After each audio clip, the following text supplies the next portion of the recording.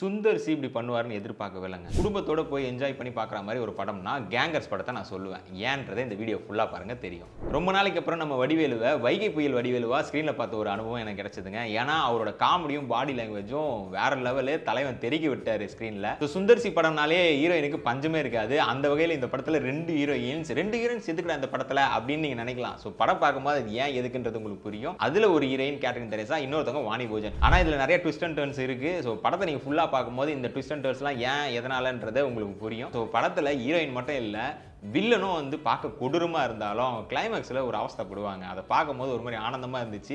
இதெல்லாம் ஏன்டா இப்படி சொல்கிறேன்னு நீங்கள் நினைக்கிறீங்களா? படம் பார்க்கும்போது உங்களுக்கு புரியும். பக்ஸ் அண்ட் முனிஷ்காந்த் இவங்க ரெண்டு பேரோட காம்போவும் வேற லெவலில் இருந்துச்சு.